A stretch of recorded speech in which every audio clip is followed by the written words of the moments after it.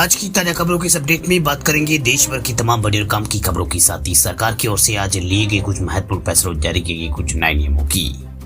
तो बुलेटिन की शुरुआत करते हैं पहली खबर से। तो पीएम मोदी आज देंगे 51,000 लोगों को सरकारी नौकरी का लेटर, कई सरकारी विभागों में होगी नियुक्ति। प्रधानमंत्री मोदी आज शाम 4 बजे वीडियो कॉन्फ्रेंसिंग के जरिए ताजा नियुक्त हुए 51,000 से ज्यादा कर्मियों को अपॉइंटमेंट लेटर बांटेंगे। इस मौके पर पीएम मोदी नए नियुक्त हुए सरकारी कर्मचारियों को संबोधित भी करेंगे। साल कई रोजगार मेले के जरिए प्रधानमंत्री मोदी कई लाख लोगों को सरकारी नौकरी दे चुके हैं। वही ये रोजगार मेला जो है देश भर के अंदर 37 जगहों पर आयोजित किया जाएगा। केंद्र सरकार के विभागों के साथ साथ राज्य सरकारों और केंद्र शासित प्रदेशों में रिक्वायरमेंट किए जा रहे हैं। वही देश भर से चुने गए नए कर्मचारी सरकार के गृह मंत्रालय, रेवेन्यू डिपार्टमेंट और उच्च शिक्षा विभाग और डिपार्टमेंट ऑफ फाइनेंशियल सर्विसेज और रक्षा मंत्रालय और स्वास्थ्य एवं परिवार कल्याण मंत्रालय के साथ साथ लेबर मिनिस्ट्री और रोजगार मंत्रालय सहित अलग अलग मंत्रालय और सरकारी डिपार्टमेंट में योगदान करेंगे। वह स्कूल शिक्षा और साक्षरता विभाग में इन ताजा भर्ती को यहाँ पर ये लोग जो है रिक्रूटर्स जो है इनको यहाँ पर भेजा जाएगा। केंद्र सरकार की रोजगार मेले की पहल का समर्थन करने वाले राज्य और यूनियन टेरिटरीज में ये अपॉइंटमेंट लेटर जो है वो दिए जाएंगे। बात हम करते हैं अगली खबर की। तो सरकार के रडार पर दवा कंपनियां 68% में नहीं बन रही है हाई क्वालिटी की मेडिसिन। भारत को दुनिया की फार्मेसी कहा जाता है क्योंकि यहाँ पूरी दुनिया में दवाओं की सप्लाई होती है भारत से। वही भारत में जहाँ जहाँ बड़ी दवा कंपनियां ब्रांडेड दवाएं बनाती है तो वही यहाँ पर एमएसएमई सेक्टर की दवा कंपनियां मुख्य तौर पर जेनरिक मेडिसिन बनाती है जिनकी देश विदेश में बहुत डिमांड रहती है। इसलिए सरकार जो है अब इन दवा कंपनियों की दवा क्वालिटी को लेकर काफी सजग हो गई है। वही हाल में यहाँ पर गांबिया ने उसके यहाँ हुई बच्चों की मौत के लिए भारत में बनी कफ सिरप को यहाँ पर जिम्मेदार ठहराया है। इसी को ध्यान में रखते हुए central drugs standard control organisation जो है CDSCO ने यहाँ पर राज्य स्तर पर दवा इंस्पेक्टरों के साथ मिलकर देश भर में दवा कंपनियों पर जो इंस्पेक्शन जो है उनको यहाँ पर किया है ताकि देश में खराब क्वालिटी की दवाएं बनाने वाली कंपनियों को पहचाना जा सके।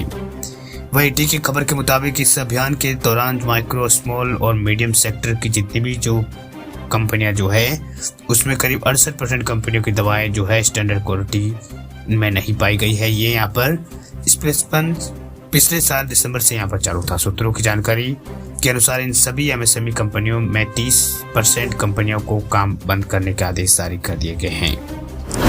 बात अब करते हैं अगली खबर की। तो 23 सितंबर तक होगी रबी की फसल का बीमा। केंद्र सरकार ने जारी की है अधिसूचना।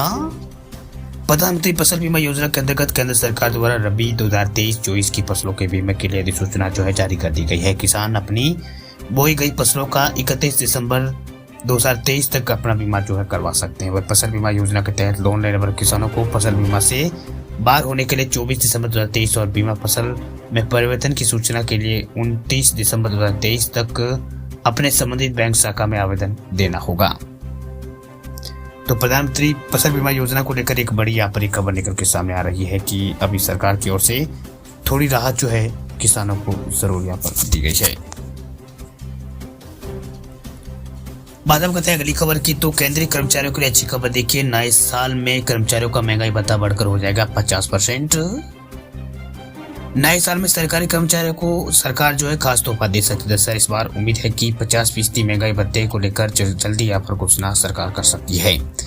वही केंद्र सरकार साल में 2 बार जनवरी और जुलाई में केंद्रीय कर्मचारियों का महंगाई भत्ता और पेंशनों को यहाँ पर DR यानी महंगाई राहत रिविजन करती है। फिलहाल केंद्रीय कर्मचारी सातवें वेतन आयोग के मुताबिक 40% DA जो है मिल रहा है। अगर सरकार DA में 4% की बढ़ोतरी करती है तो ये 50% हो जाएगा। वही महंगाई भत्ते में कितनी बढ़ोतरी होगी ये जो है AICPI के डेटा के आधार पर निर्भर करता है। कर्मचारी भी नए साल के शुरुआत में ही DA बढ़ाने की उम्मीद लगाकर रखने वाले हैं। अगर सरकार कर्मचारियों का महंगाई भत्ता बढ़ाकर 50 करती है तो कर्मचारियों की जो सैलरी और भत्ता जो है इसमें जबरदस्त बढ़ोतरी देखने को मिल सकती है। यानी बढ़ोतरी जो है कर्मचारियों के महंगाई भत्ते में यहाँ पर देखने को मिल सकती है।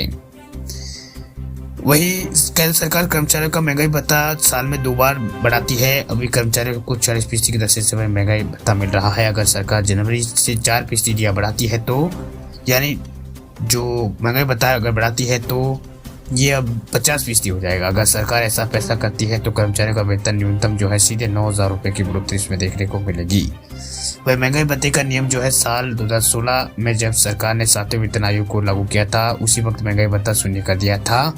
वह नियमों के मुताबिक जैसे ही महंगाई भत्ता 50% तक पहुंच जाएगा, उसे शून्य यहाँ पर कर दिया जाएगा और 50% के हिसाब से कर्मचारियों को जो यहाँ पर कर्मचारियों के भत्ते के तौर पर जो पैसा मिलेगा वह बेसिक सैलरी में जोड़ दिया जाएगा। अगर किसी कर्मचारी की बेसिक सैलरी 18,000 रुपये है तो उसे 50% डीए या 9,000 रुपये मिलेंगे, लेकिन डीए 50% होने पर यह बेसिक वेतन में जुड़ जाएगा और फिर से महंगाई भत्ता जो है वो 0 हो जाएगा।